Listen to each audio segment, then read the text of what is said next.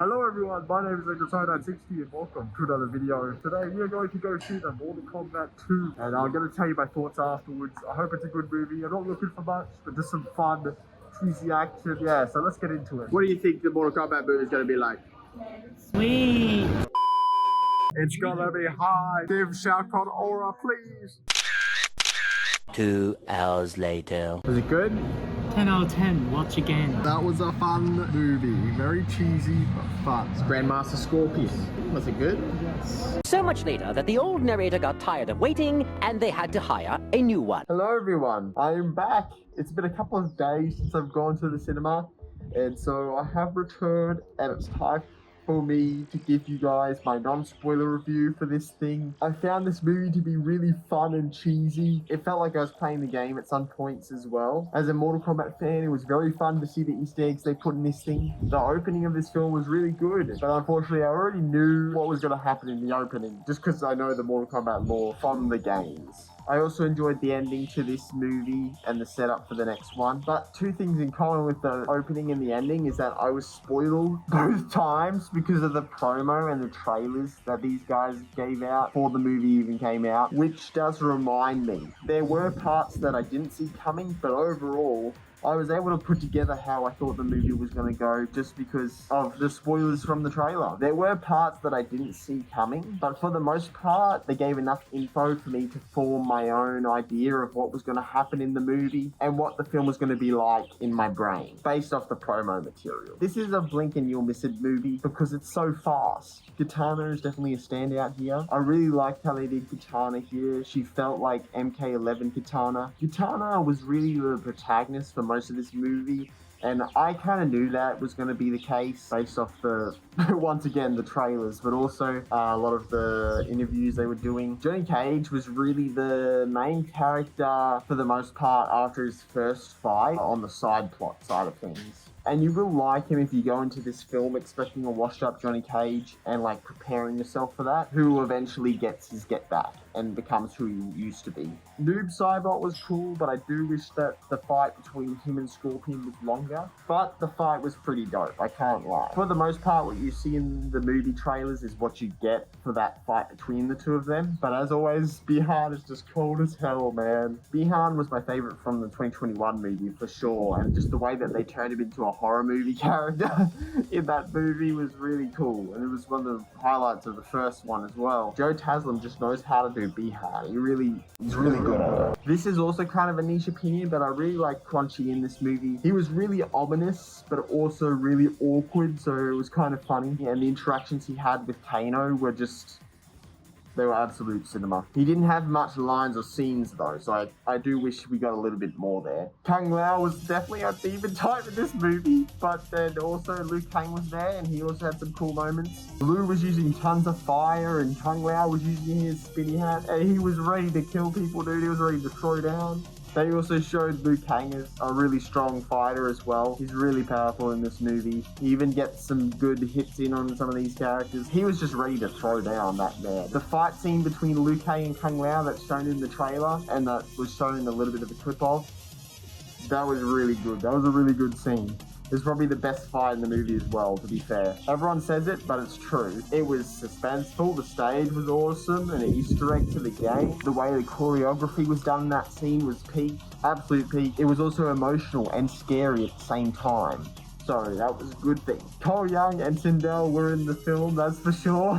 They're in the film, they got some moments. The Sindel stuff you'll either not really care too much about, or you'll just think they absolutely butchered her character. That's all I'll say about Sindel. Jade was good here, and she even had her own character arc. She felt like MK9 Jade in this movie, for sure. Jax and Sonya didn't have much of a story here, but Jax was definitely the more interesting out of the two of them. They were really just there to fight for Earthrealm, so, you know, that's cool.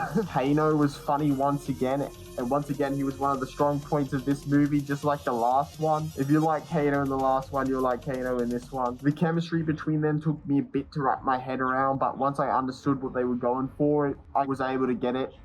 And they were actually really good together. Shang Tsung had a similar situation with Quan Chi, where he didn't have many lines or scenes, but he did have some pretty good moments. but I didn't hate this Shang Tsung either. Not as good as Tagawa, but I don't hate this Shang Tsung. He's more of a serious one though. Baraka was funny, and I enjoyed what they tried to do with him. He was sort of like a mix between MK11 and MK1. Really serious, but then would have really funny moments. And his interaction with Johnny Cage is really good. I will say Shao Kahn is intimidating, but he's not a brick wall. He wasn't like unable to get knocked down or hindered in any way. Like the Battle of the Realms animated movie. You know that one? Where he basically just kills everyone anyway, and there's no need for anything. But there were some shocking scenes in here to make Shao look tough, so I was happy about that. But also, the same scheming... You see, Raiden? Earthrealm is free! The same Khan we've known that does his scheming. There may yet be an alternative emperor. Invasion. Invasion? As for the plot here, it's pretty simple. They fight, and if they lose, you know, they're gonna lose Earthrealm. It's pretty simple. It actually feels like you're playing the game, because in the game, you have like a little bit of exposition and a little bit of talking about what's gonna happen, and then it just gets right into it. This is the tournament movie, so it is about the tournament. And it also feels like sometimes like you're playing a different character each time. It's kind of funny, you know how each chapter in a story mode is a different character?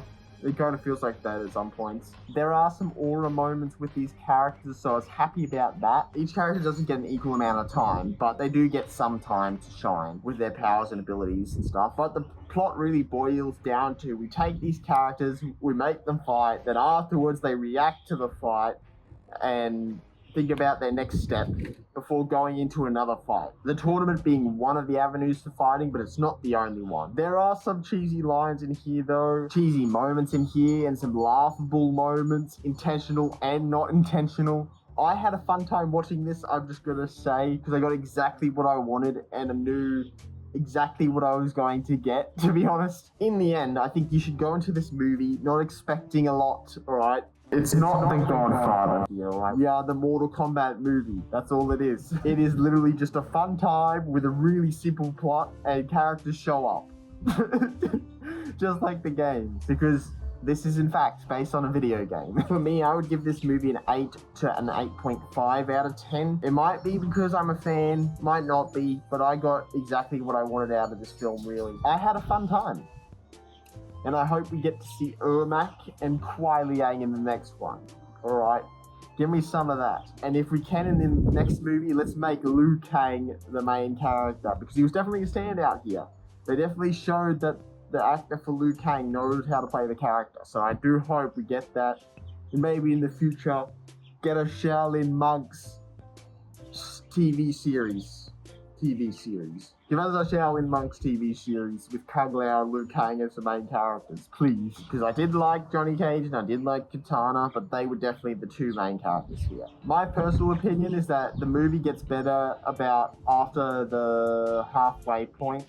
Before the Kung Lao and Liu Kang fight, once the Kung Lao and Liu Kang fight comes in, that's when the movie really starts going, I think. That's when it gets really good. But I'm not gonna lie, the opening is good, just like I said in the beginning. And things just happen, like the games. This is truly the MK game of all time. Anyway, I hope you guys enjoyed this review. If you want to see some more in the future, let me know. If you want to see me talk any spoilers, let me know. And I'll see you in the next one. Goodbye, Slash.